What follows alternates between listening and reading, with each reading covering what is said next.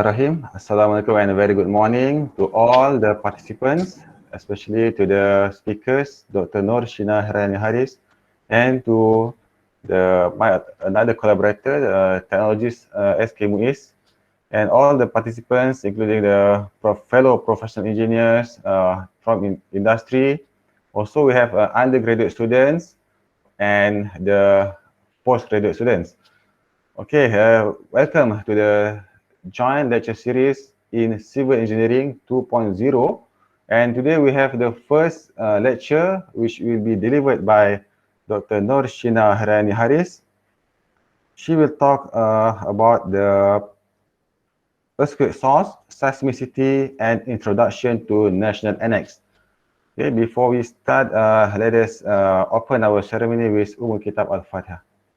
Okay, before we start our lecture, let me introduce to you our speaker today is Dr. Nur Shina Herani Haris, and she started her higher education in Bachelor in Civil Engineering in USM from 2004 to 2008 with first class honor during her graduations. Congratulations.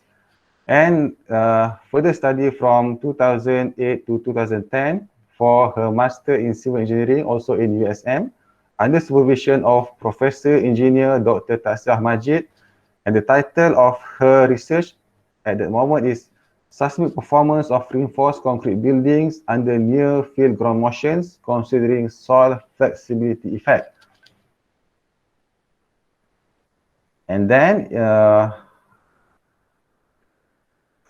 further study in PhD level in UTM under supervision of Professor Engineer Dr. Azlan Adnan. And the title was Probabilistic Seismic Hazard Assessment of East Malaysia using Proposed Empirical GMPE for Shallow Crustal Earthquake. And she graduated for her PhD in 2016. Okay, she also gained a lot of work experience, including as a training engineer, research assistant, graduate assistant, tutor, research fellow, lecturer, and now she is a senior lecturer in University Malaysia Sabah. Okay, her research expertise is about seismic hazard assessment, earthquake structural design, seismological engineering, and seismic vulnerability assessment. Our speaker also have a lot of experience in consultancy and a lot of papers published either for journal and for conferences.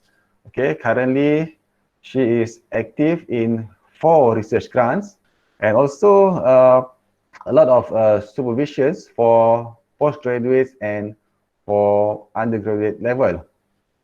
Okay, without further delay, I'd like to invite our speaker today, Dr. Nur Shina Herani Haris, which will present to us on topic earthquake source, seismicity, and introduction to national annex. Okay, Dr. Shina, the screen is yours. Okay, let me share my slide first.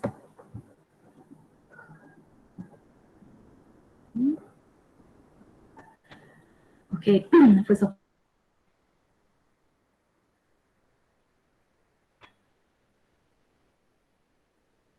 nice introduction.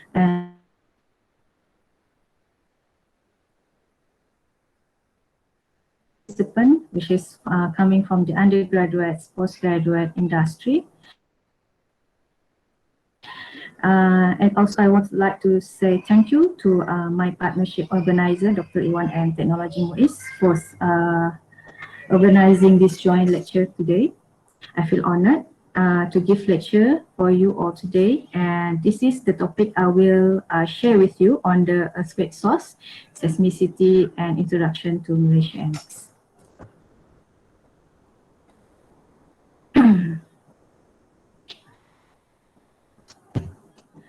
So here is will be our contents overview for 2 hours lecture today. There will be separate in 3 sections.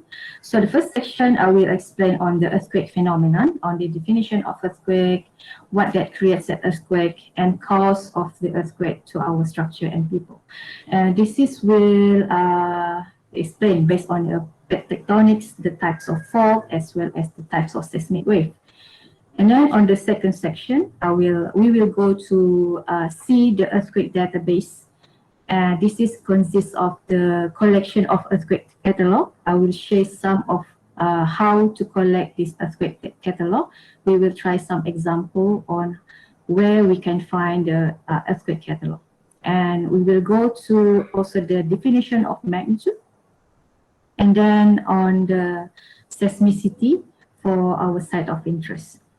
And then the last section will be on the Malaysia Annex. So I will explain in general the method of producing the seismic hazard and show the map that being produced for Malaysia region.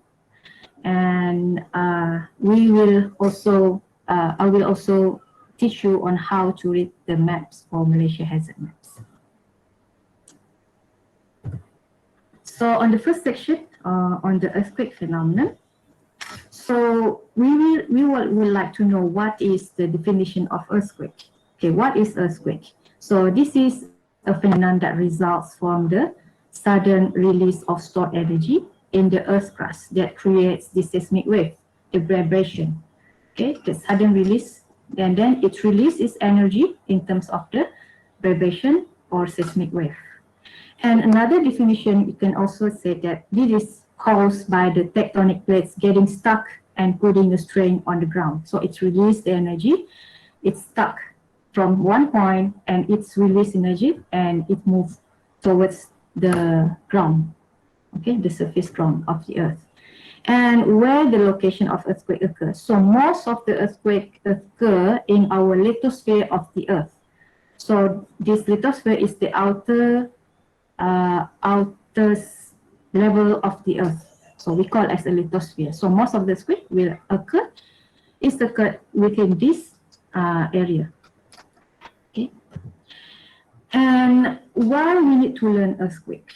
So why Malaysia previously are stable, we have not experienced earthquake, but suddenly in 2004, it's been actively said that earthquake in Malaysia is categorized as low to moderate seismicity. So why we need to learn earthquake? Okay, so from the collection of the earthquake or for Malaysia region, this is the statistic that has been collected from the 1900 until 2020.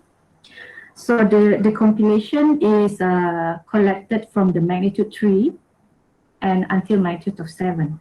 So we can see the yellow color here is for magnitude 3 to 4.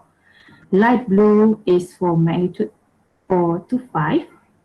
And the dark blue here is for 5 to 6 magnitude. And the red color one is from 6 to 7 magnitude. So this is Malaysia earthquake patterns that we received from 1900. And you can see that the frequency of magnitude 4, okay, magnitude 4 is the light blue. Okay, so we can see the pattern has been slightly increasing starting from the year of 1950.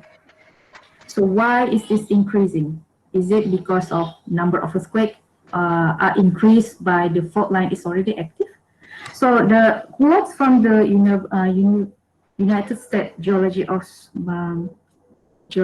Sign, USGS, temporary increase or decrease in seismicity is part of the normal fluctuation of earthquake statistics. So neither an increase or decrease worldwide is positive indication that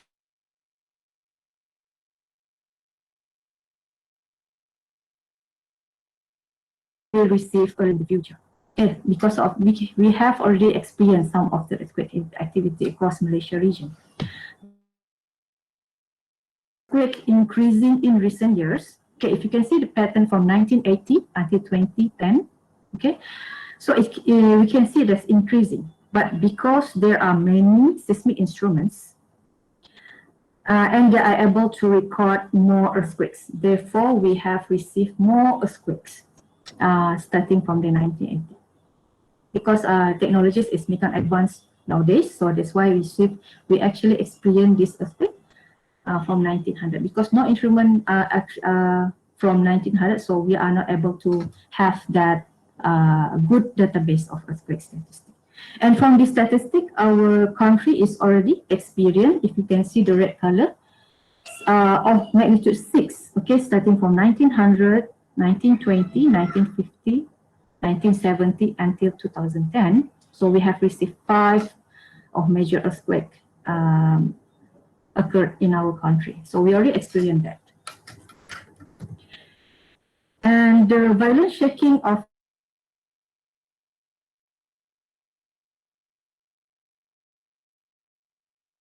2015 in Ranau incident is an example of how 6 magnitude to the people. So if you can see from these 3 figures here that the ceiling is falling down, the column has been damaged, and the critically damaged on the column for below right figures. So we can see that how that 6 magnitude creates and damage all this property. So the main shock, this main shock that produced in Ranau earthquake lasted for 30 seconds. It's created by the normal fault, normal fault that create this earthquake 6 magnitude at a depth of 10 kilometers. And after 6, we also receive about 90 aftershock, okay, 90 aftershock that can be felt for 500 kilometer radius. Brunei also can felt, from Miri, Sarawak also can felt this shaking. So the aftershock we can, from the studies, is ranging from magnitude of 1.6 to 5.2.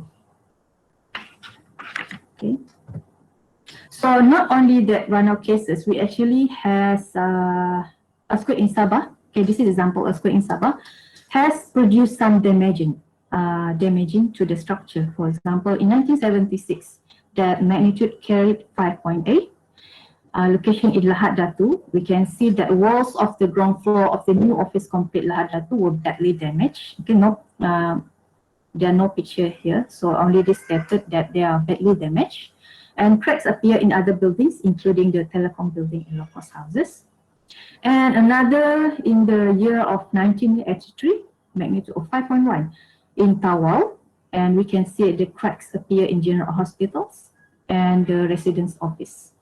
And then the following year, 1991, with magnitude 5.1 in Ranau, okay, we can see the school suffered a structure damage, brick walls collapsed and crack produced. It also produced a landslide in the area. And in 2008, in Kuna, the earthquake has caused minor cracks on the floor and walls of the supermarket and minor damage to the concrete base of an oil palm storage. And then the 2015, the recent biggest earthquake, 6 magnitude, it's affected 23 buildings of schools with 6 different districts, including the mosque, and serious damage occurred to the hostels, a rest house near to the summit of Mount Kinabalu. And then in 2018, just 3 years ago, with magnitude 5.2, we can see a minor damage on the climbing routes, in the climbing of the Mount Kinabalu, but no damage on the structure. Okay, so why we are considered as a low to moderate earthquake region? So because we receive a local earthquake, that produced from our Malaysia, Semenanjung, Sabah and Sarawak, has its own local earthquake. And this local earthquake is from magnitude 2 until 6.5. And we also situated in Eurasian plate. Eurasian plate is a stable plate, but we actually affect from the 2 conjunction plate along the Indo-Australian on the south and Philippines plates on the west. So these two plates is actually producing very active earthquake activities. And then we can see an increase in number of low earthquake, and we also already experienced a large magnitude of earthquake. So that's why we are considered as a low to moderate earthquake region.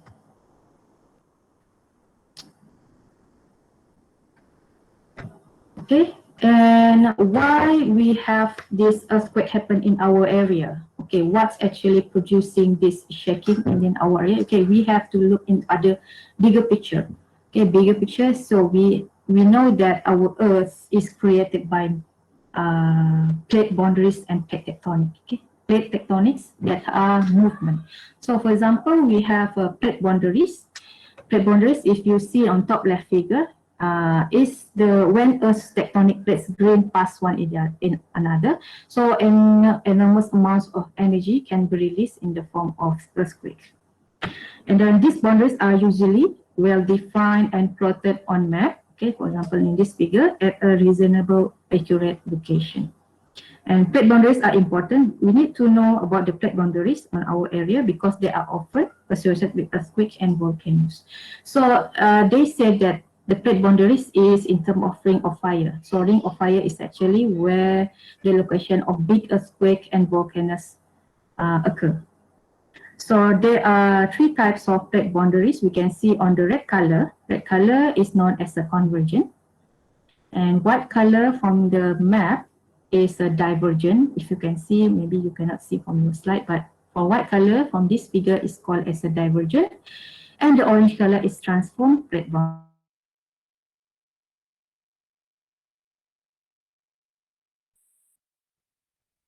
Okay, we move on to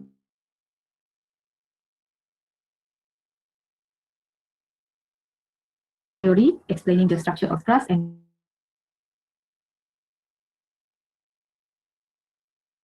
slowly over the underlying mantle. So plate tectonics is the theory of plate tectonics, explain process in the geosphere that are fueled by the Earth's internal heat. So we have so it actually hot. So this movement, internal heat will have to go up. So it will go to colder colder area. So goes to heat to cold area. So it circulate. Okay, circulate from the mantle to the earth crust. So that's why our plate tectonics are moving. So it's under to stable that earth. So that's why the movement of internal is actually moving from mantle below to the top of the earth plate tectonic. Okay. So in plate tectonic, it will create this, for example, subduction zone. Okay, subduction zone, and also this producing the convergent, divergent, as well as the transform. So because it's moving, that's why it creates a bigger earthquake because the plate is quite big. Okay, if it's move and then release a sudden energy, that's why we receive this big earthquake. Okay, so this is the three types of plate boundaries. Okay, if we have divergent types of plate boundaries, so the divergent is the motion of spreading, so it's move away.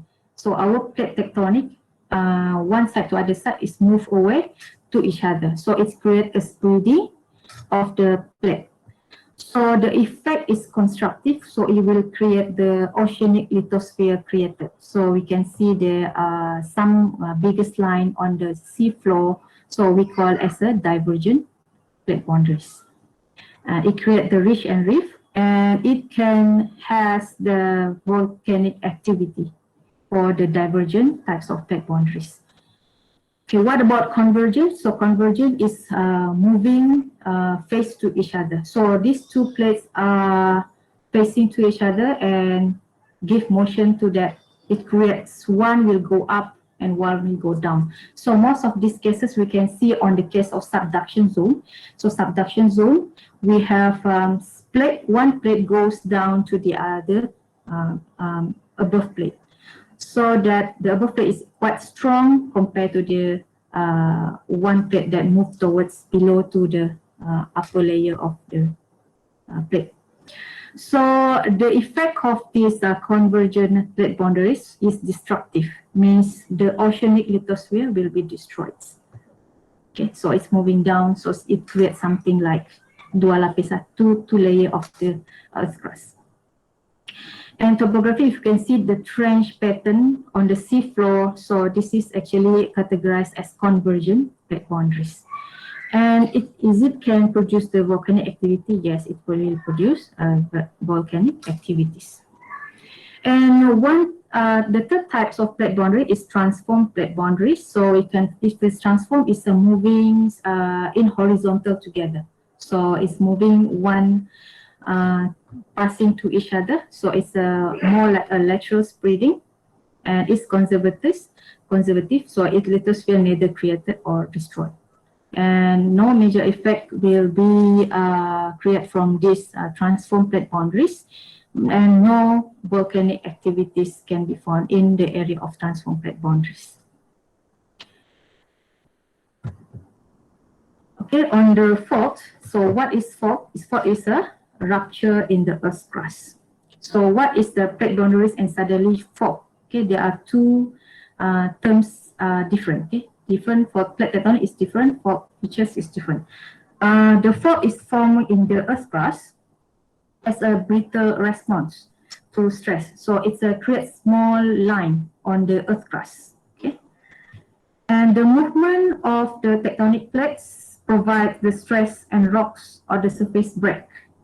Okay, in response to this. So fault have no particular length scale. So a fault is a planar fracture in rocks across which there have been displacement. So there have been displacement as a result of movement. So even tectonic is movement. So it creates this small line on the Earth's surface. So we call this small line is a fault features on the surface of the Earth. So what we have in Sabah also fault, we have a small cracks. Okay, this cracks is actually the fault. And if you see the fault features here, if we see on the Google map, okay, from I think geologists are more expert on this, we can see that one straight line is fault, and then below the fault line they have, if we have an seismic activity, so it produces an earthquake, so we call as the focus or hypocenter. So this focus hypocenter is the point on the fault where the rupture occurs and the location from which the released energy from the focus, so we call as a seismic wave. And the epicenter here is the point of the Earth's surface that is directly above the focus. And the seismic wave is the transmit energy released by an earthquake. So this is energy or vibration that we felt if there is an earthquake. So we call this as a seismic wave. So there are three types of fault. Okay, currently there are three known types of fault. The first two is deep sleep, which is called as a normal fault, and categorized deep sleep called as a reverse fault. And we also has the third types of fault, which we call as a stress sleep fault. So what is a deep sleep fault? Deep sleep of a normal fault.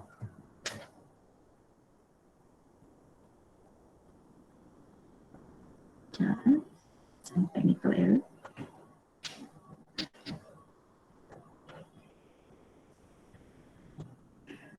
Okay, so here we call as a deep sleep, categorized as a normal fault. So normal fault is one side of the fault moves downward and with respect to each other.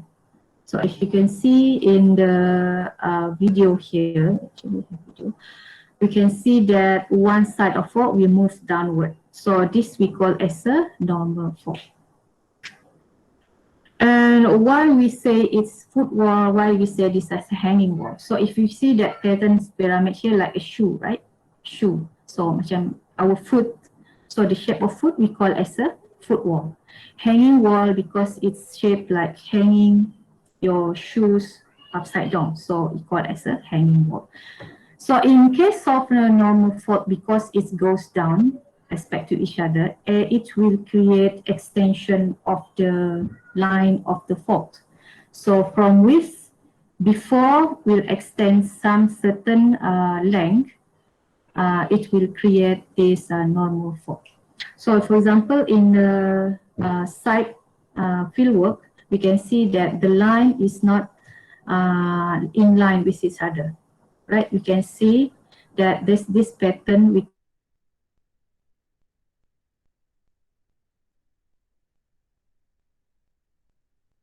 a so we call as, and then the second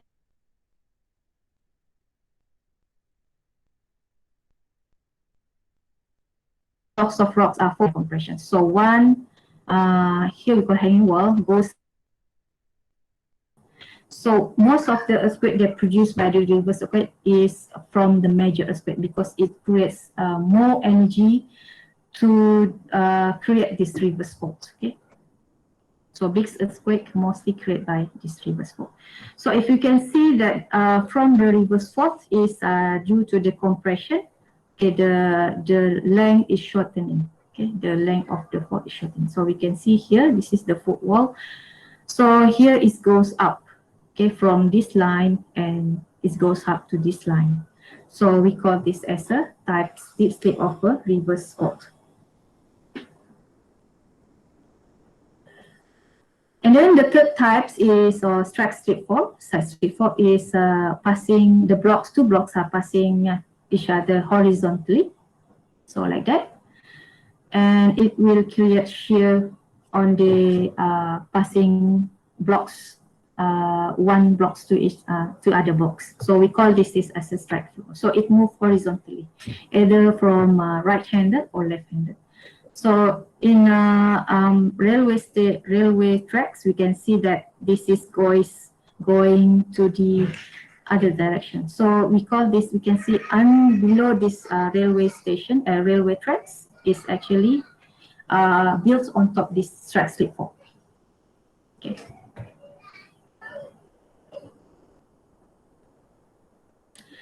All right, what is the other effect from the earthquake? This is one example of primary effect from the earthquake, which is on the liquefaction.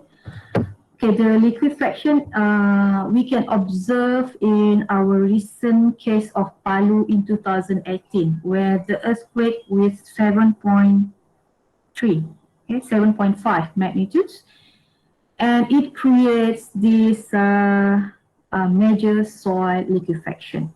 And this lead to mud flow in which many buildings become submerged, okay, submerged below the ground, causing hundreds deaths and many more missing. So it happens where there are people in that house and suddenly the soil loses its strength and creates this soil liquefaction by the earthquake. And this case of Palu earthquake is considered the largest in the world and was deemed as rare. A liquefaction that this big.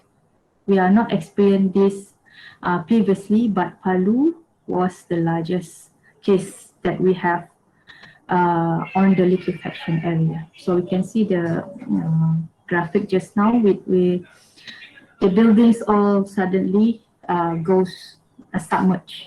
Okay. So the liquefaction is the mixing of sand or soil and on groundwater during the shaking or moderate and strong earthquake. And then what is the primary effect of the earthquake? Okay, this is tsunami. Okay, tsunami, one of the primary effect of the earthquake. So it's actually we in the case of popular one, actually in 2004. Okay, in 2004, the magnitude produced by the sea floor subduction is 9.3. It's quite big. And the wave is actually up to 30 meters high once heading the inland after being created by the underwater seismic activity offshore. And for the actually 2004 case, it killed more than 200,000 people in 14 countries. So it affected many being affected by this tsunami, okay, because of the 9.3 magnitude of earthquake under the seafloor. And it is considered one of the deadliest in history of tsunami earthquake, tsunami event. So this is the pattern if we have a seafloor spreading from below the seafloor. So it's actually create this seismic wave, okay, the shaking on the sea, okay, the seawater. So the seawater will take the energy from the earthquake below the seafloor. Thus it create this big wave when it goes to the seaside. And then we also received the Sulawesi cases also, yeah, the liquefaction, and this is Sulawesi also received the 2018 earthquake that producing this tsunami also. Okay, and then more than 4,000 people deaths to this Sulawesi earthquake incidents.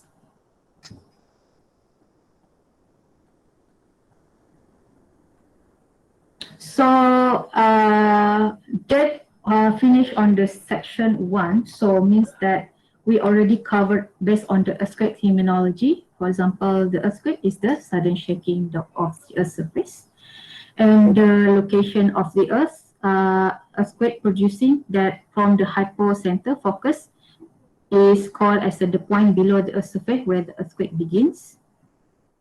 And then the epicenter is the point on the earth's surface directly above the hypocenter. And what is fault? Fault is the cracks in the earth's surface. And what is tectonic plates? Is the large section of the earth's crust. And the crust is the outer layer of the earth where earthquakes occur. If you go through this earthquake terminology, means that you understand the nature of earthquake. All right. You guys all with me? Yes. Yes. Okay. Yes. Thank Doctor. All right. Thank you for the response. Okay, so we move to the definition on the earthquake magnitude class. Sorry, ada typo there. A bit typo, earthquake magnitude. So what is earthquake magnitude? Okay, we have know that terminology of earthquake that producing this earthquake shaking from the focus of fault. So we measure, this is how we measure the earthquake force. Okay, this is one of the measurement. How big is the earthquake? So we call it as the earthquake magnitude. So how can we measure the earthquake magnitude? So this is based on the measurement of the maximum motion recorded by the seismograph. Okay, seismograph we can get from our seismic station. Okay, I will explain on that later on. So in a research study on the earthquake on measurement, so it actually has 4 types of magnitude that most commonly used are local magnitude. Okay, our Malaysia region, we use this ML, okay, local magnitude. So, or this referred as a Richter magnitude, okay, Richter scale, Richter magnitude. So this is what the terms that Malaysia use. Okay, and then we have another surface wave magnitude or MS. This is actually we measure from the 20-second surface wave magnitude. So 20 seconds, so about 20 seconds, so we measure the surface wave magnitude. And then the third type is the body wave magnitude. So this is we call as the short period P wave magnitude. And then lastly is the universal moment magnitude. So in seismology engineering, earthquake engineering, or geotechnical engineering, we usually use the universal types of magnitude, which is the moment magnitude. Means that we need to convert all other types of magnitude into one moment magnitude.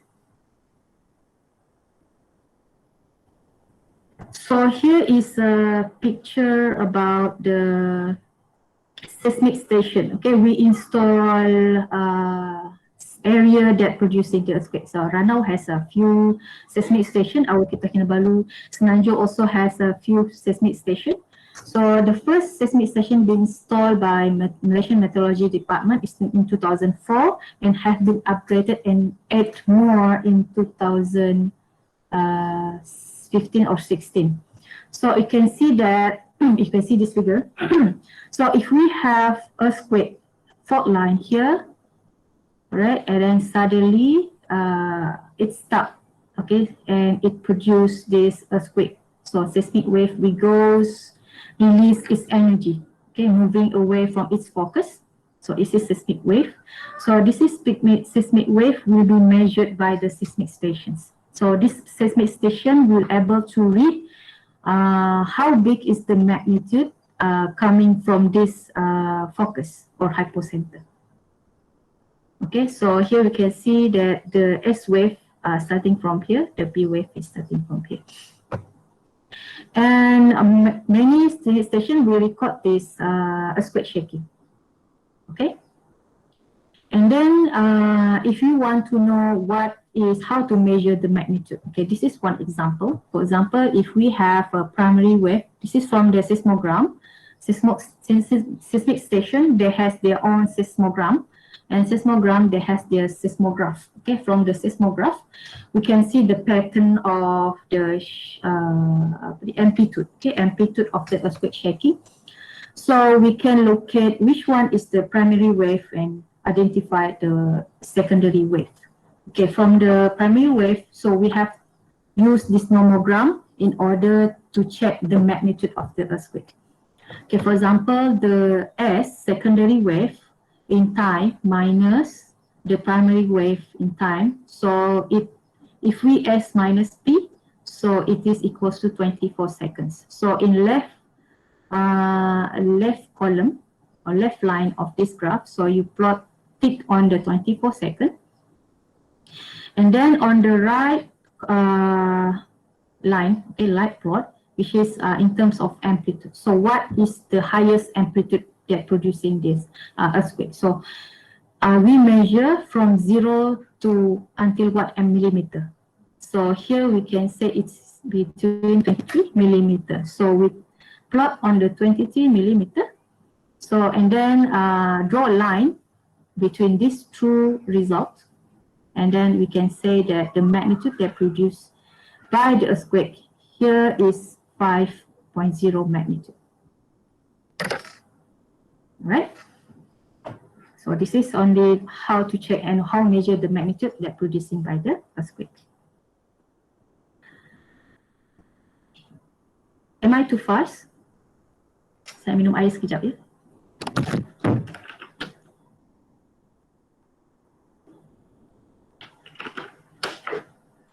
Hari ni boleh minum lagi. Esok dah puasa. Itulah Pandai pasal Sheena dia susun. boleh minum. Dr. Sheena pandai dia susun sesi dia hari ni. Saya dengan Muiz kena bulan puasa. Kenalah cepat sikit kot Slow je cepat. Tapi bulan 5 banyak cuti sebab tu kita anjak ke depan. Alright, okay. So that wave, okay, now we know that focus creates this vibration in terms of seismic wave. The wave is actually has two types. Okay, the first one is body wave and the second one is surface wave. And the body wave also has two types. Okay, body wave is coming from the depth to the surface, okay, depth of earth to the surface. So we call it as a body wave, going up, okay. This shaking is going up, so we call it as a body wave. So the body wave is consists of two types. One is P wave. P wave is compression, means that earth is going compress and expand, okay. So we call it as a P wave. And then S wave is that create the wavelength, okay, moving from the ground to the floor to the surface of the earth. Okay, we call as a S wave. So if the movement is like a wave, okay, wave going up. And then if the seismic wave goes up and we create movement on the surface, right? So the surface is, we have two types. First one is the left wave. Okay, left wave is going there, left to right parallelly, okay, left to right. So we call it as a left wave. And relay wave, this is create a wave, okay, wave just like S wave, but this is for relay is because it's on the surface. So we call it as a relay wave. So it's moving. We can see the pattern is moving like that. So it called as a surface wave of a relay wave. Right? Right, so we have finished on the terminology of earthquake, seismic, the focus, the what we have. Hopefully that you can understand that what is actually produced this earthquake and shaking and some terminology on that. Okay, now we can move to the next section, which is on the earthquake database. So we will learn it together on how to collect this earthquake database. From the website, we actually can get it from the certain website.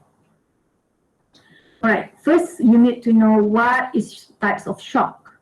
Okay, we actually have, only, okay, oh, big 6 magnitude. Okay, 6 magnitude is actually the main shock. Okay, and then the shock after that we call as a aftershock. But before the main shock is smaller than the main shock, for example 3, 2. Okay, this is what we call as a before shock. So if you can see this figure, the time magnitude versus time. So if its magnitude is smaller, so it is actually called as a before shock. And then suddenly it's very big. So very big is called as a main shock. And then we can have after the main shock, the seismic wave, the vibration, the release energy that will be produced called as a aftershock. So the main shock is the largest earthquake in sequence. Before shock is an earthquake that occurs before a larger seismic event, and aftershocks are smaller earthquakes that occur following a larger event. So this is the study that done by Gardner and Knopfler in 1974 on how to identify what is before shock, okay, to differentiate the main shock and aftershock. Okay, for example, if we have the magnitude 2.5, so the aftershock or before shock must be in a distance of 19.5, and it should be last in 6 days. Okay, so if it's the aftershock is not between this range, means that it is no new earthquake. Means this is not aftershock. So if magnitude 2.5 must be in the limitation of 9.5 kilometer radius and within time of 6 days. And if you can see, okay, 6 magnitude, right? 6 magnitude that occurred in Ranong, 2015. So we can measure actually the aftershock within 54 kilometer in radius. And we have to check the time within 510 days. It can be up 500 days for the aftershock. Yeah, after the energy released by the earthquake of 6.0. Okay, if it goes bigger earthquake, so it will has more time to settle down that energy. Okay, so this is we call as a timing, the frame of the how we measure the aftershock and before shock. Okay, this is the one example of the earthquake catalog that been collected from the website. So the earthquake catalog is contents of earthquake source parameters, date, time, coordinate, depth, and magnitude. We sample of earthquake catalog is based on the main shock. Okay, there we will limit all the before shock and after shock. Okay, in order to see the pattern of, we only see once we see the focus of the earthquake, okay, the main event. We only see interest on the main event only. So we have to eliminate the before shock and after shock. So this is some cases that been sample of earthquake between 2016 and 2020. So the magnitude is from 5.1. Okay, this is one example. So we have a date of the event, the time taken for the earthquake occur, and the location of the earthquake, and the depth of the earthquake. And this is moment magnitude, means that all the types of magnitude ML, MS, and MB has been converted into one moment magnitude. So we have to know how we locate the area, the site of interest of our interest study. So we have to know the latitude and longitude of the location. So the latitude is the measure north to south. North to south. Okay, latitude measure north and south relative to the equator poles. So on the horizontal direction, okay, latitude. This is the latitude, and the longitude is we measure on the east and west, center on the prime meridian.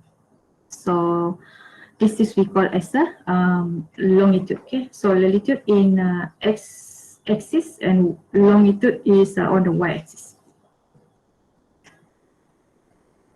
Okay.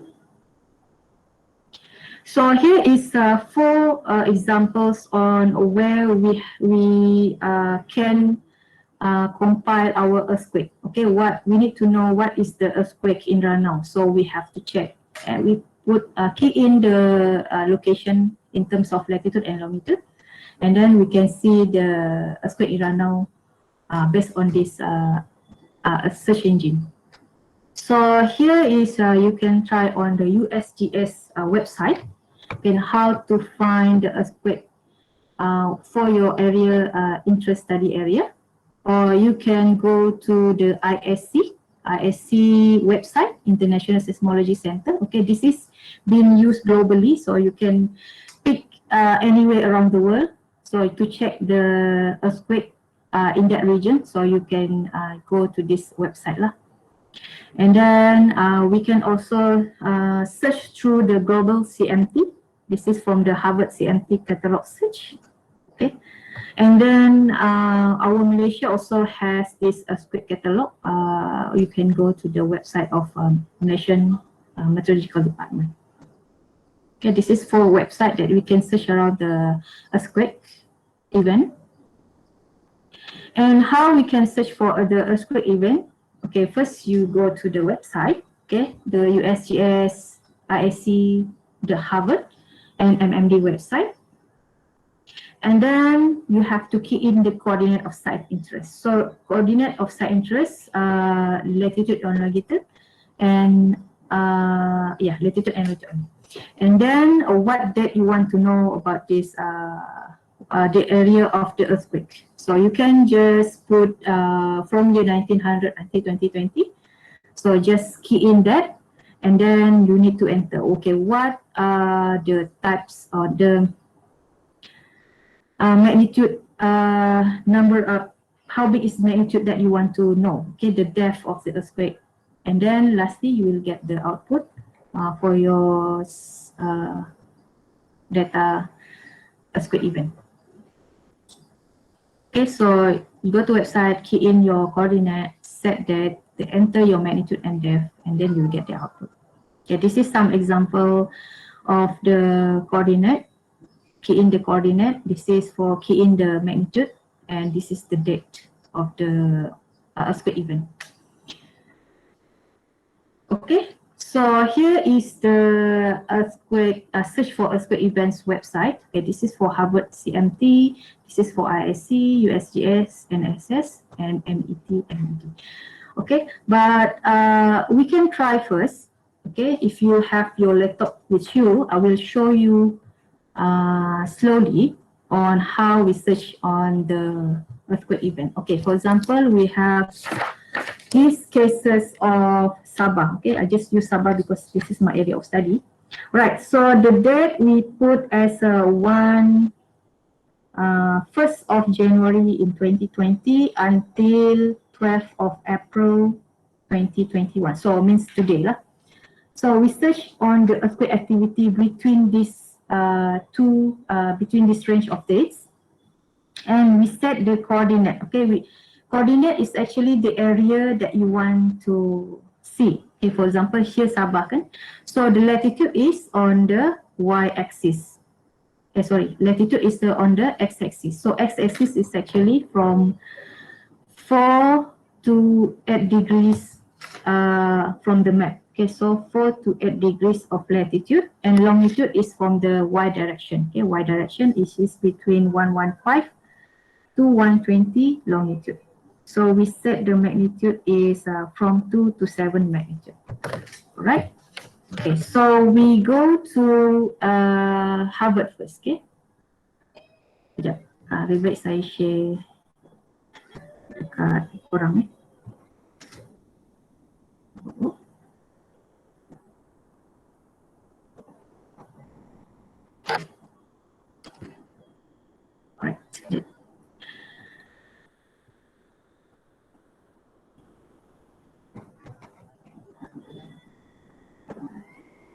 Okay, so saya share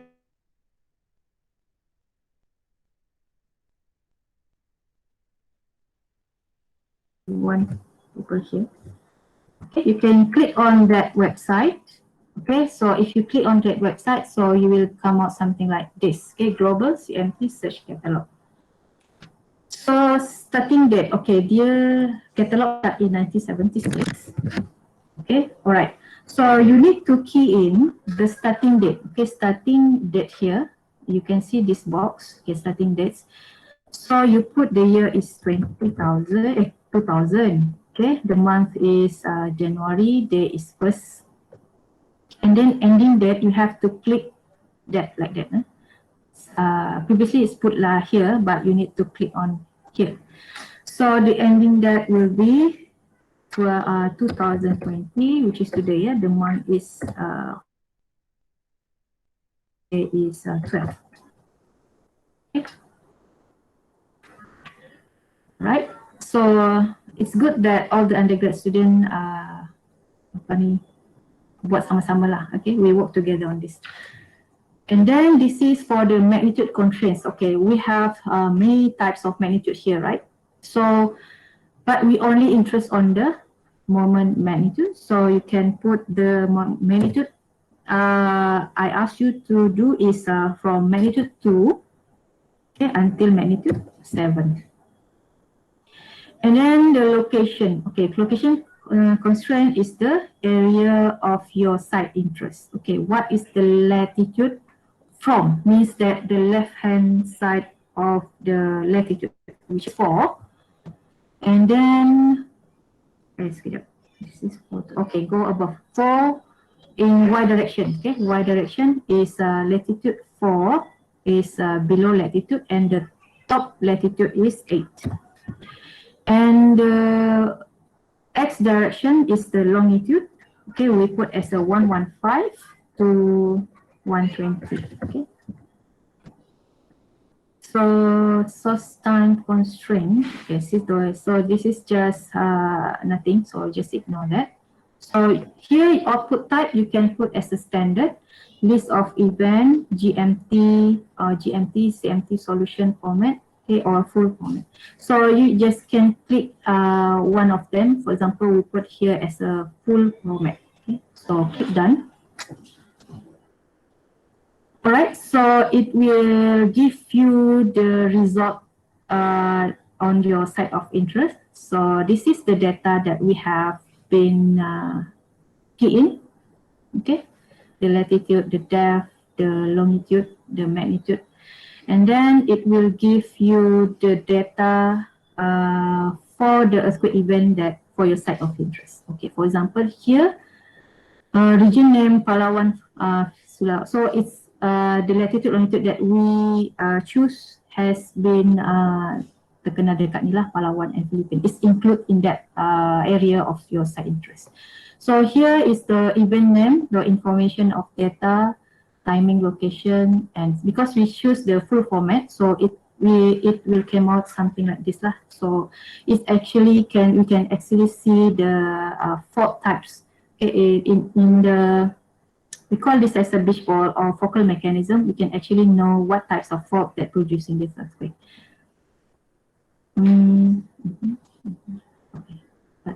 Okay, so from here, okay, so here we have the time of the event, okay, the location of the event, and the depth of the event, and the type of magnitude. Okay, so no MW, so it is MB and MS, so magnitude of MB and magnitude of MS. So here we can say that the magnitude is 5.2 MB or 4.8 MS. And it will list down all the events in your site of interest, for the any Borneo, right? Sulu.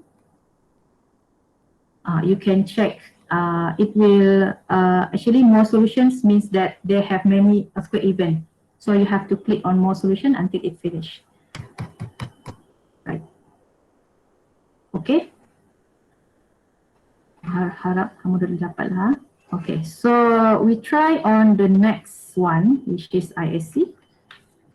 Okay, this is the second website. You can actually this four website is coming from different company.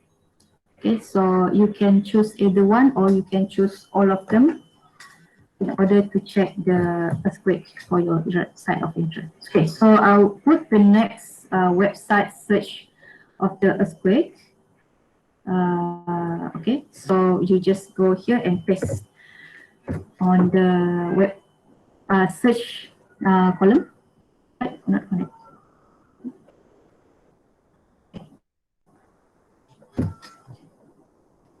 Oh, probably there's an error.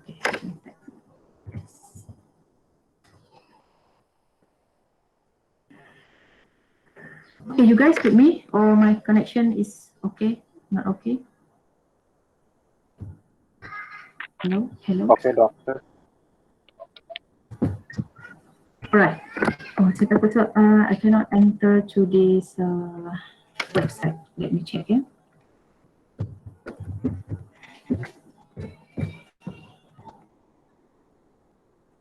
Okay, the server are down.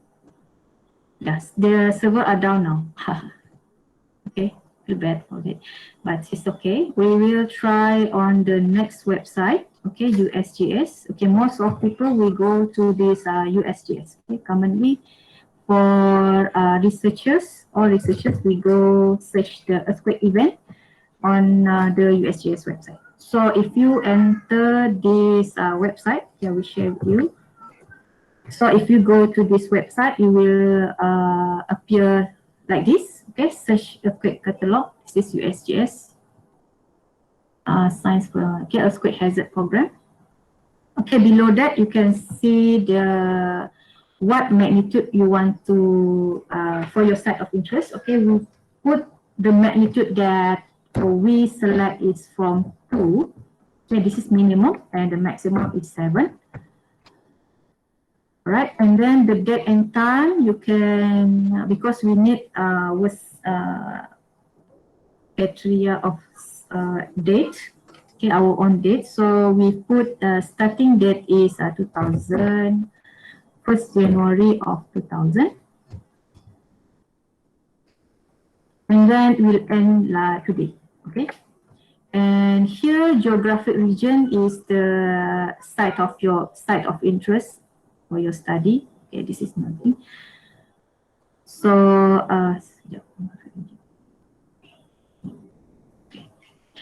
so just ignore that. You just put custom and geographic region. Okay, his has been put in north and south is latitude and west to east longitude.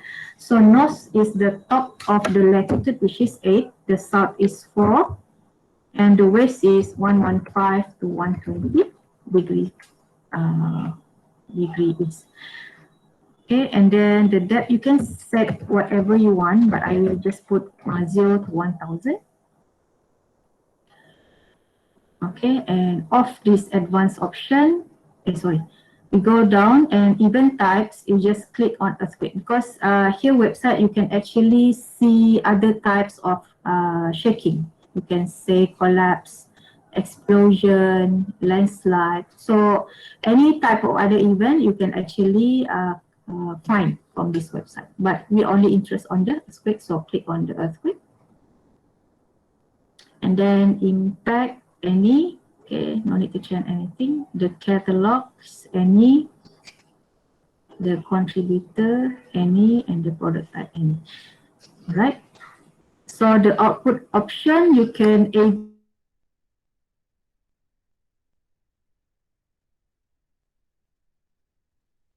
Excel file. If we click on the map, okay, map and list. Okay, it depends on what Excel file, so it's click CSV. But you want to see if it's being plotted on the map, so just click on the map and list. And the order, okay, you want it's sorted to you from time, the newest first, or the oldest first, or in terms of the magnitude, largest to smallest. So we just click on the oldest first, time. Okay, it's up to you want to which option that you want to set. Okay, and then click search.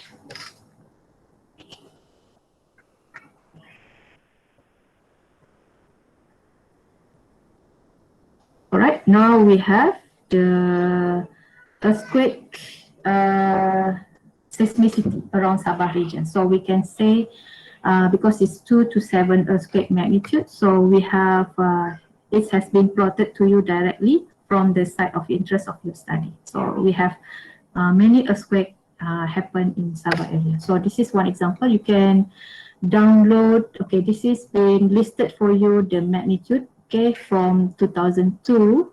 Okay, the oldest date until the newest date. Okay, we check if whether we have new latest earthquake happened in Sabah. Okay, no. So 2021 there's no earthquake yet. So but we received the biggest the recent one in Kudat. Okay, around Kudat, which is 4.9 magnitude. So you can download, click download, and then it will give you the data in terms of the Excel file. Okay. So here you can see the depth of the earthquake. Okay, you need depth of earthquake lah. Okay, here is what we happened in 2015. Okay, in Ranau, so 6 magnitude. The depth of focus of hypocenter is 10 kilometers. Alright. Okay, and then the last website is our Malaysian website, Malaysian Meteorological Department. Okay, you can go to this website. Then paste to your search engine. Okay, so it will come out something like this. Okay, but for this website, it only has I think probably 5 years of data. Means the previous year of data, you need to ask permission for MMD to get the data. So what we have now is just the most recent earthquake activity. It's actually, we cannot download it, but you need to check one by one the earthquake that happened in our area. Okay, you need to check, okay, whether here is our site of interest. Okay, no, macam tu lah. Okay, so we just can check it manually, or you can check the location of the earthquake from this website. Okay. Because most of the global earthquake catalog, we didn't get the data for magnitude lower than 3. Okay, because we need that information, okay, to see the earthquake activity around the fault line of Sabah, so that we need to actually look into our local website. Okay, this is has been recorded by our own seismic station. Okay, hopefully you can follow. Boleh ba kan? Alright. Kita tak boleh next ya. Okay. Alright. So we have finished on the how we search for the earthquake database. Okay. So the second section is finished. And then we will go to the last section, which is introduction to the Malaysia Annex. So what is a hazard map? So hazard map is Malaysia Annex lah. Okay, the hazard map show the distribution of earthquake shaking levels that have certain probability. And this is to provide the most accurate and detailed information possible to assist engineers in designing buildings, bridges, highways, and utilities that this building can sustain the shaking from the earthquake. And to create and update the building codes, they are now used by cities, countries, and local government to help establish construction requirements necessary to preserve public safety. So we need to have the data, our local data, so that we can design our building based on the hazard map. So for the building that needs earthquake design, so you have to depends on this Malaysia National Annex.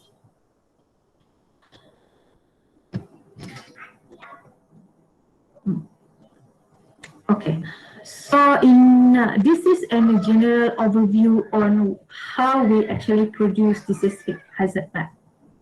Okay, in the seismic hazard map is actually can be produced either two types of methodology, which is the first one is on the deterministic, and the second one is the probabilistic.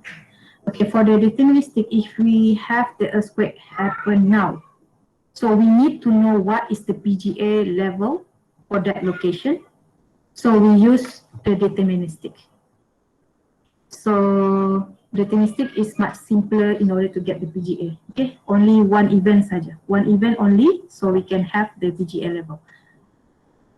Alright, and probabilistic, it consists of a long range of data. So we need the data, the pattern of earthquake seismicity, the fault line, the fault parameters, okay, all the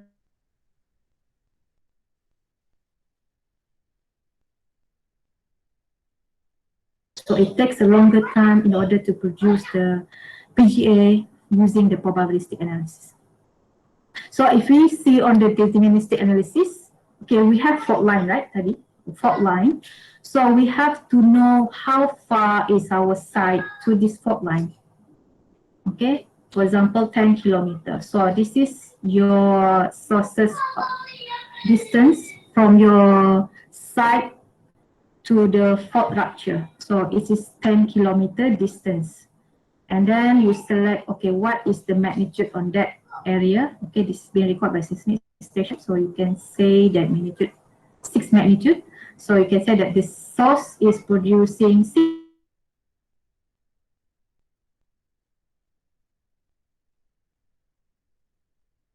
perform the ground motion estimation.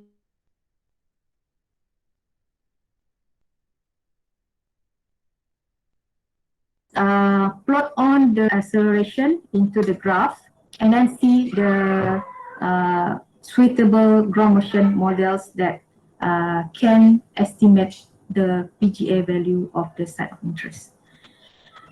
And then you can check all the earthquake pattern, okay, set and check the what is the biggest PGA produced by all these earthquake. Okay, and then that will be the result for the peak ground acceleration. Actually, more simple one. And if you go to the probabilistic, you need to have the complete data catalog. Okay, this is what we learned just now. Okay, we collect all the data. Okay, we eliminate the aftershock and the before shock. Okay, and then we identified which is the fault line that creates this earthquake. So we need to have the characteristic of this fault line. Okay, whether it's deep slip, normal fault, reverse fault, or stretch slip fault. Okay, we have to identify based on that. Okay, so this figure shows you the step 1 until 4 in order to get the PGA value for your site of interest. And then you have to, after you know the database of earthquake, the fault parameters, and then you are able to plot the recurrence rate, okay? How much earthquake has been produced by this earthquake from the range year 1900 until now. So we can see the pattern. This is the parameter that we need to be included in our probabilistic analysis, combining the magnitude and the distance of fault. And then you have to estimate the ground motion parameter side. Okay, for this is based on the logic tree. Okay, you have the ground motion model, parameters of the moment magnitude, the site area, and the soil types of below the ground. So you just plot the graph in terms of estimate ground motion parameters. And then you will able to, after you analyze all the data, combining all the data in terms of probabilistic analysis, so you lastly you will get the integrated hazard probability from all sources considered. Okay, so this is for probabilistic is for 1 point. Okay, we have to check for every, for example, satu Sabah, you have to check all the PGA level for whole area of Sabah. So 1 point for other points, so could be 1,000, 2,000 of data. And then we will get this seismic hazard map lastly.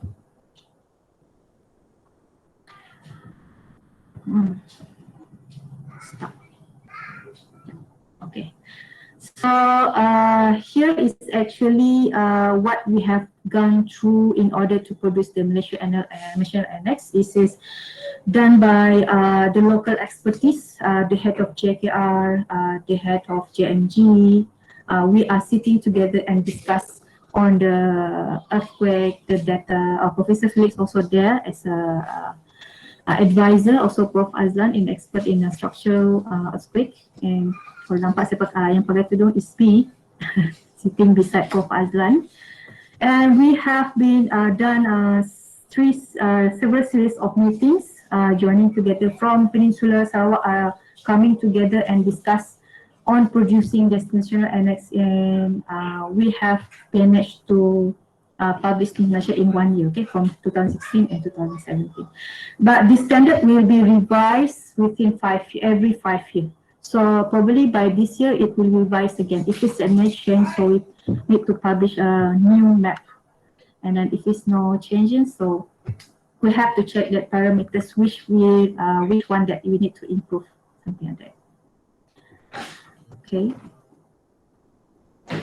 And then this is being officially launched in 2017. I was there, and then realized this is our Ketua Menteri Sabah, Habib Hajiji. That's previously from the Kementerian Kerajaan Tempatan. So he is actually receiving the standards from SIRIM that being officially launched in 2017. So this is our book of Malaysian standard. Okay, so this is having been compiled from all 3 areas. Okay, wilayah Sabah, wilayah Sarawak, and wilayah Semenanjung. So all engineers have to design based on this national annex. So inside the national annex, we can actually see the contour map in terms of PGA, okay, percent of G with a 10% probability of accident. Okay, for a normal building, we usually see on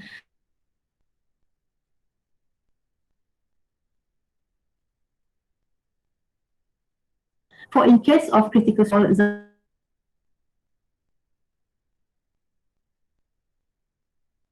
all of this should not be 10% probability of accident. So these types of synthesis structure must be done completed study and produce their own probability of accident for 2%. Okay, this is not for suitable for sensitive structure. For 2% for in case for the sensitive structure such as nuclear power plant, dam, hydroelectricity. So here been developed for 3 regions, which is Sabah, Sarawak, and Peninsular Malaysia. Okay. All right. So we need to know why we have to see the PGA value.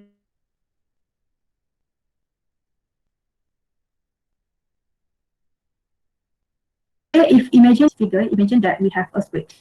Okay, earthquake below the fault line, and then it's released its energy in terms of seismic wave. And you can see that the close structure to the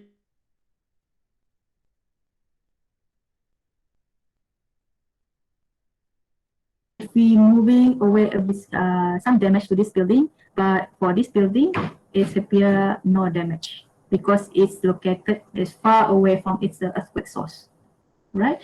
So means that the close building to the active seismicity must design their buildings to include the seismic loop in order to sustain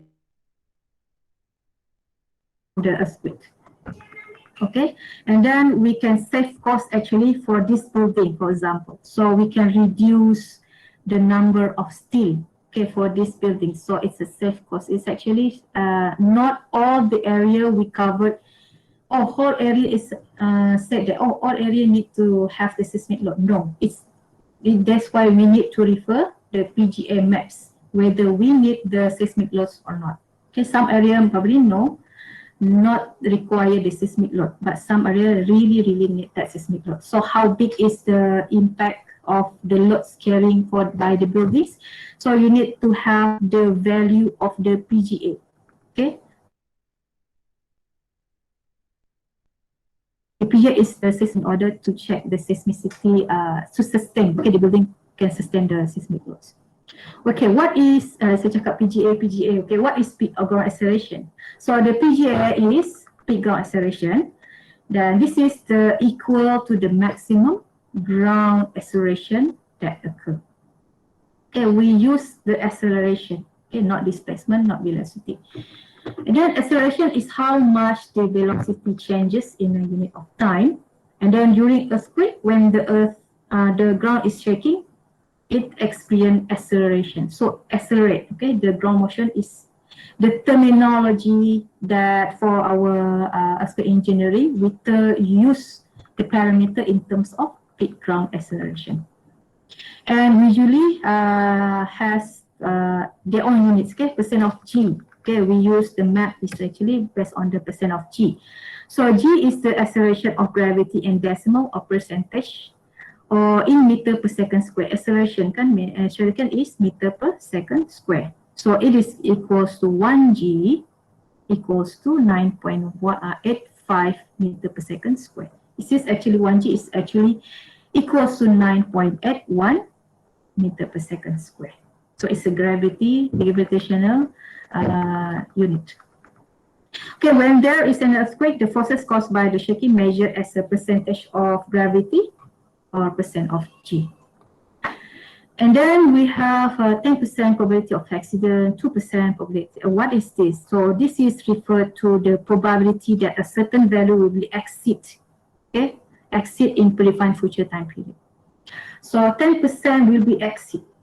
So means this building 10% will be exceeds its seismic loading. But 2% or in case of seismic structure, 2% will be exceeds. Means that 98% that loads will not be exceeded. Okay.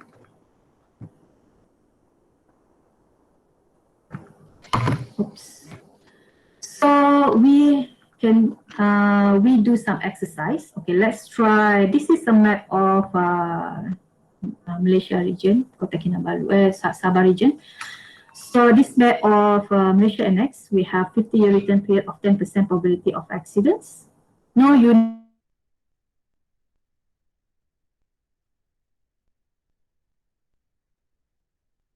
of for Kota Kinabalu city. So where is Kota Kinabalu? So it's here. Right. So here is 2, right? This is based on the contour. So we have this 2, and then this line is actually 3, and this line is 4, and this line is 5, and this 6, 7, 8, 9, and until 16. Okay, 16 in Ranau is 16% of G. Okay, because it's active, okay, in that area. And Kota Kinabalu is here. All right. So how much is the PGA for Kota Kinabalu area? Student tolong jawab. UMS students? 3. Okay, who can answer this? What is the value of PGA for Kota Kinabalu? 3, Doctor. Because it's in the center. Okay, 3 is okay. 3.5. Can be. Alright, can be. Okay, 3.5. Okay, so you can choose the PGA value. Okay, thank you for those answering the question. So it is between, so you can put the PGA value is between 3 to 4% of G. So you can take as a 3.5, 3, 3.2, 3.8. Right? Okay. So the peak ground acceleration that has 10% chance of being exceeded in 50 years has a value between 3 to 4% of G. Alright, so actually we almost finished. Hopefully tak cepat sangat lah.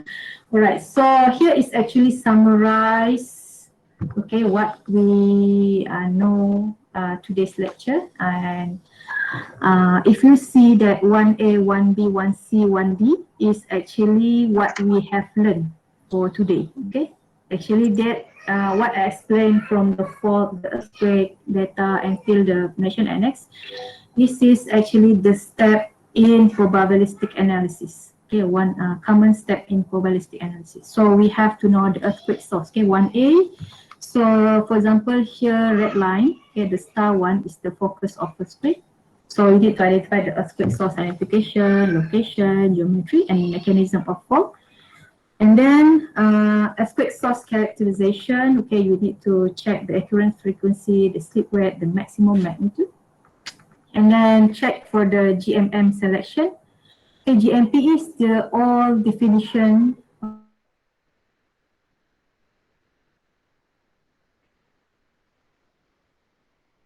to select or create this equation to get the mean value of PGA. And then you will get the hazard calculation based on the written period, or you can use the software of OpenQuake. Okay, OpenQuake is actually the latest software for the probability seismic hazard analysis, and you're able to get the peak loss and response spectra. Okay, after you combine all these three probabilistic seismic hazard analysis in PSHA, then you can actually develop your own time history based on the probabilistic analysis. You can get the aggregation in terms of magnitude and R. The aggregation is actually we can see what is the closest earthquake sources as well as what is the highest magnitude to our site of interest. And then you can do the selection of time history and spectral matching. And then from here, you can do the seismic ground response analysis. Okay, this year will covered on the chapter section 3 by Dr. Ir-Wan and Dr. Technologies Muiz. Okay. And then we also can go to the dynamic soil structure interaction, building model, soil consistency model, interface boundary. So all of this on the surface after we get all the data below here. So the advanced geotechnical engineering is covered all of this range of studies. So involve probability, seismic hazard, time history development, the seismic response promotion, and also soil foundation structure interaction. Right? So you can refer some of the good references. This is what I refer and learn about the earthquake engineering, seismology, and also structural earthquake engineering. So this is 3 good references for this seismology and earthquake engineering. Okay, one is from Anil Chopra on the book of dynamic of structures, and this is Stephen L. Kramer. There are no latest version by the Stephen L. Kramer, but this is actually a good book, okay, starting from the seismological until the structural engineering analysis. So it's, all the explanation in this book. And then this is by Amir S. El Nashai. So this is during my master degree. I refer to this book on the fundamentals of earthquake engineering. All right, so that's all for the lecture today. Thank you very much for listening to my lecture. Okay, Ir-Wan. Okay, thank you very much to Dr. Sheena for a very interactive presentations. A lot of knowledge we learned here, especially about the source of earthquake and the seismic hazard map, and we get also got knowledge about the Malaysia National Annex. Okay, to the participants, I would like to ask your cooperations to fill in the attendance. Okay, share in the link. Okay, by Technologies Muiz. Okay, I share you again in the chat. Okay, in the chat section, you can click the link given and please fill in the attendance for our record. Okay. Okay, I need your kerjasama lah daripada semua. Okay, help me to know where are you actually. Okay, because here I received around only 25 response, but our participant is actively around 70. So I need your cooperation. And while you are doing that one, I open the session for question and answer. If you have anything to ask Dr. Sheena, you can just raise up your hand, or maybe you can just speak your voice. Any question?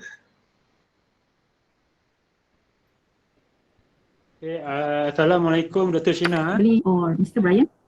Yeah. Yeah. Muiz here. Huh? Yeah, Muiz. This is Oh, Muiz. Muiz. Okay. Okay. Some of my friends, especially those doing the design in the industry, okay, normally when we design for seismic consideration, so the PGA value is important lah. Hello, Okay. I'm losing you. Yeah, I can. Okay, I can repeat hear. again. Okay. For the seismic design, normally the PGA consideration is quite important lah. Okay. Just now, Dr. Shina introduced to us about the Malaysian National Annex, which to be embedded in the Eurocode 8. So some of my friends in the industry asked me where could they obtain this Malaysian National Annex for ECA. Is it directly available in the download in the internet, or do they need to purchase or how can they get them? Oh, the standard. Yeah, You can actually we cannot.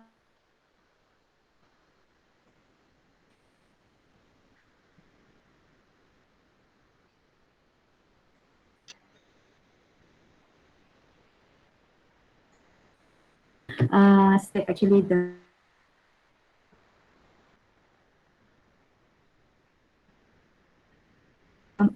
previously need to buy from the ceiling website for the standards. It's actually cost you 35 ringgits.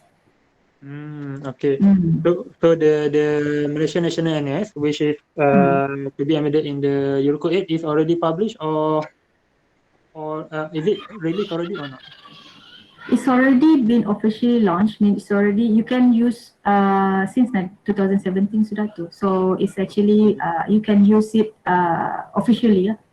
Okay. Because we have nanti saya tambah lagi, because we refer benchmarking our Malaysian Edition Annex is based on the Eurocode 8. So it's actually been embedded. Yeah. Okay. Thank you, Dr. Shina, for introducing Malaysian National Annex to me and our friends here, especially those from industry, because they are interested to know if they can already apply that. I think that will be really good lah for us on in the civil construction industry. Yeah. It's good to Okay. You're welcome, Muiz.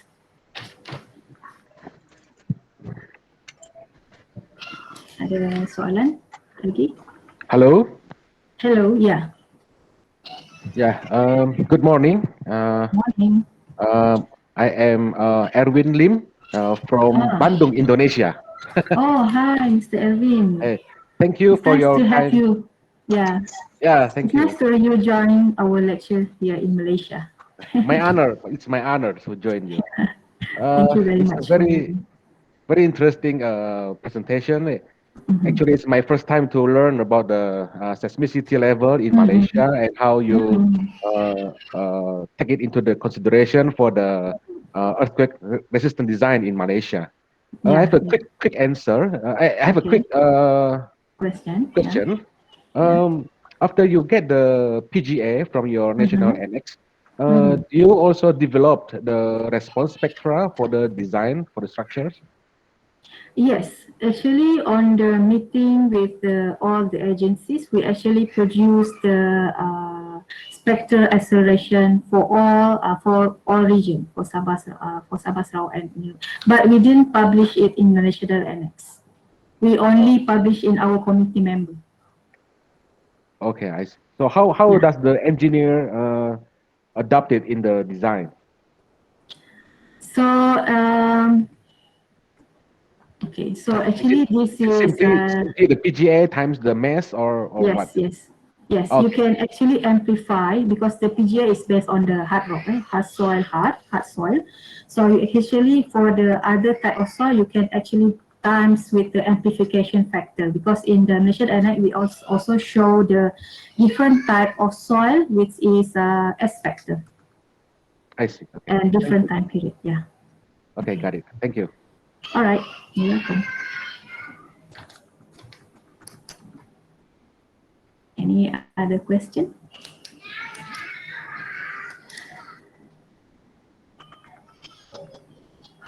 Okay. Okay, Ir-Wan. Rasanya tak ada soalan. Ada soalan dalam chat box tak? Any other question, guys? Doctor? Ya. Yes, Hi. saya daripada Universiti Malaysia Pahang. Oh, okay. MP. So, saya nak tanya, can we relate the earthquake magnitude with the value of PGA? Okay. So, magnitude. No, we actually cannot relate the magnitude with the PGA because the PGA is based on the fault activities, and the magnitude that produced by this fault is actually from all the parameters combining into the PGA value. But magnitude is a earthquake that produced by the fault. Okay, it's only one source. Magnitude one produced by one source of fault. So it cannot relate, but it's actually PGA is actually combining all these parameters. Parameters of magnitude, the distance. Yeah, it's a part of the PGA lah, in producing the big acceleration. It's not correlate to each other. Oh, okay, Doctor. Thank you. All right, welcome. Okay, thank you for the questions. Okay, I would like to announce that we also have here Professor Engineer Dr. Abdul Karim Mirasa from UMS. Okay.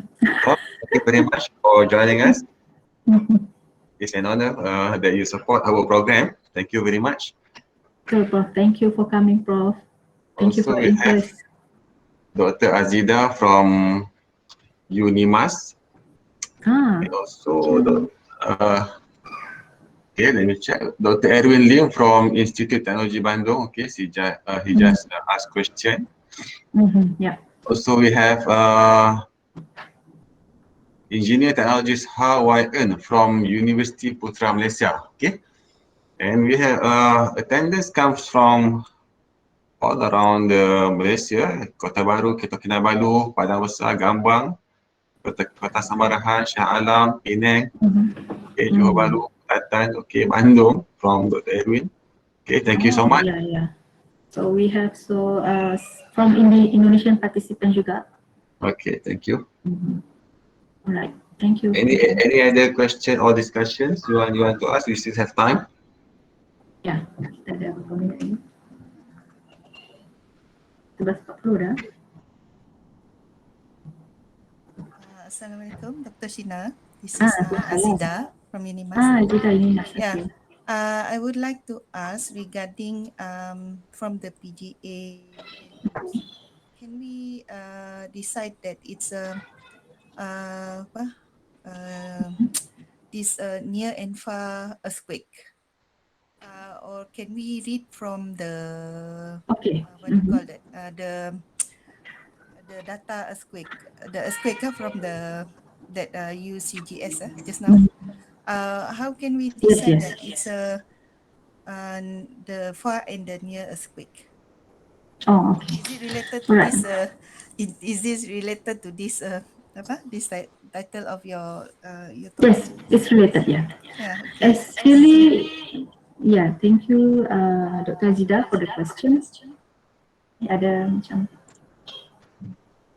gelombang Hello? Okay.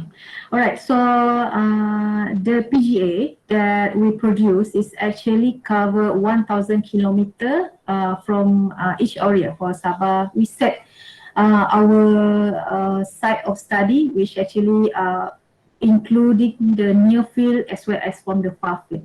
For example, in Sabah region, we also considered the fault and the seismic activity coming from Philippines, Sulawesi, as well as Kalimantan. We already covered and then include into our probabilistic seismic hazard assessment. So this PGA that produced by Malaysia Annex is actually covered from the near field and far field. And then the second question tadi apa? Only that lah, near field and So how can we identify actually from that? I'm not sure how to. If we can identify from the result USG Oh, to the see whether it's USGS. USGS, yeah. Okay, the data. All right, so the data from USGS is actually we can know what is our data range or total data. Okay, we have to collect all the data, for example, from USGS. Okay, the data that we have from USGS is actually include the before shock and after shock. So, but we need in PGA, in our probability assessment as an assessment, we only need the main shock. So we have to eliminate the before shock and after shock and leave the main shock. Okay, after that, we compile the data from the Philippines, Kalimantan, and Sulawesi or Sumatra. We have to eliminate all this before shock and after shock. And this is actually, we only get the earthquake database. We call it as earthquake database. This earthquake database that we compile from all the countries, Indonesia and Philippines, and combining with our local fault. Okay, with our local fault combining. So we have near field and far field. So in probabilistic analysis, so after we collect all this data, for 120 years of data, we get the fault line from the Philippines, fault line of Philippines, fault line from Kalimantan, as well as fault line in Sumatra region. So after that, we combining all these parameters and we process these parameters in using the probability assessment hazard assessment. Then we have that value of PGA. So we have to plot one latitude, okay, because Sabah is a very large region, right? So we have to analyze each grid area. So we need to put in the grid or this map, so we can have this dot and produce that what is PGA value for this grid area for our site of interest. Okay, it's actually combining. USGS is actually you need to know what is the total earthquake producing for our area interest, but we need to process actually, this is another process actually for eliminate all the before shock and after shock. Yeah, I hope that answering your question.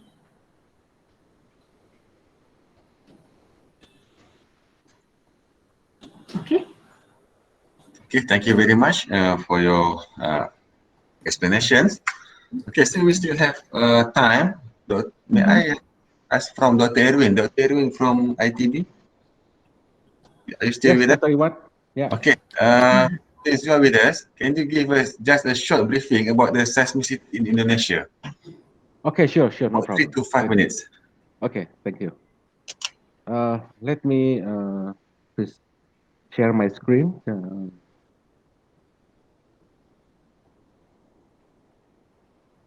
Oh, okay. I will stop sharing now.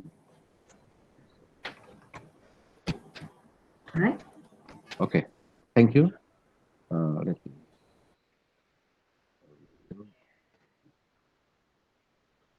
Yeah, can you see my screen now?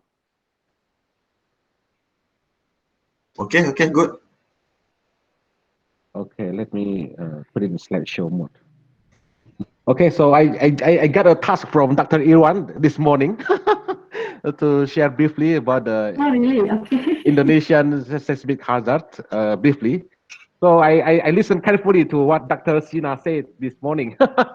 So this might be a common shared issue between Indonesia and Malaysia related to the seismicity level. For Malaysia, you got a low and medium earthquake, right? But Indonesia, beside low and medium, we also have high seismicity level here. And related with the national annex, Malaysia uses the reference is Eurocode 8, which is a Europe based. In Indonesia, we use the ASCE 716, is a US based. However, for the seismic hazard calculation, I think we all use the same. It's the PSHA and deterministic and probabilistic seismic hazard analysis, and we also use the OpenQuake software. And also we relate with the probability of accidents. We also consider 2% and 10%. And and in addition of this, I think we also have the same problems with the damage in buildings. I have did a earthquake reconnaissance on the Palu earthquake in September 2018, and we published a paper in the WCSI in Russia, and we can see that mostly we also have the same failure mode with what Dr. Sheena shared this morning. It's a soft story and also the column damage. And this is indeed a very big problem with Indonesia. And this is the hotel, new hotel. It's actually built in 2012. And then after earthquake, it's totally collapsed. So indeed, we also have a issue with the construction quality in Indonesia. Oh, Dr. Erwin, I think your slide is not moving. Oh. Yeah. Is it moving now? Oh, okay, all right now. Okay, so this is a typical a problem we encountered after the earthquake. We have soft story failure, collapse of the URM buildings, buildings with a big wall, and also failure in the column due to the insufficient confinement. And we have a new construction built in 2012. It's one hotel.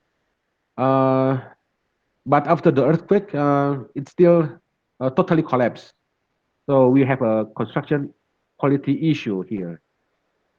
And related with the Indonesian seismicity, I think this is the earthquake epicenter around Indonesia, Malaysia, and we can see that Sumatra, Java, Bali, Sulawesi, Maluku, Ir-Wan, they are all full of the epicenter. And also we can also notice here some dot at the north of Indonesia. Is in Sabah and Sarawak here, especially in Sabah here. And by the way, I come from Pontianak actually, so it's in the West Kalimantan. So only about 8-hour drive from Kuching. Yeah. It's what they said, yeah. Okay. Yeah. So I think before 2010, I seldom feel the shock in Pontianak. But after 2010, indeed, my father said that they felt some shock in Pontianak. And indeed, I think the shock mainly comes from the earthquake epicenter in the north side here. So indeed, a very big problem for Indonesia and also in Malaysia. And related with the seismic hazard map, we refer to ASCE 716, and we have our national annex, the SNI, Standard National Indonesia.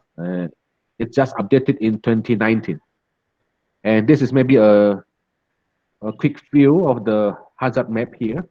So our hazard map is developed for probability of accidents 2% in 50 years, or the return period of 2,500 years. So we have the S1 and SD for the maps. So we have two maps, and then from these two maps, for the seismic design, we develop the response spectra, and that will be used for the structural analysis.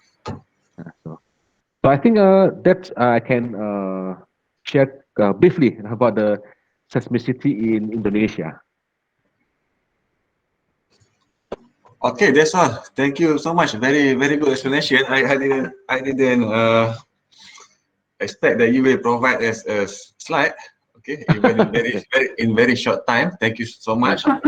Elmi? Yeah. So can we get the map from this SNI 1726? Yes, of course. I will send to maybe Dr. Ir-Wan. Oh, okay. All right. Thank you. Okay, thank you so much. Okay, that's all. Thank you very much for your participations and your cooperation. Okay, let me remind you that we still have a session, okay, in this series. Lecture 2 will be delivered by Technologies MUIS, okay, about the structural wind and earthquake theory. Okay, same day, which is Monday, and same time, 10 to 12. And we will use the similar link of Google Meet. Okay, so if you don't have any questions, so let us postpone our session with Tasbih Kafarah and Surah As. Okay, thank you very much. So see you next week. Thank you. Assalamualaikum. Bye bye. Thank you. Thank you all for coming. You're welcome. You're welcome.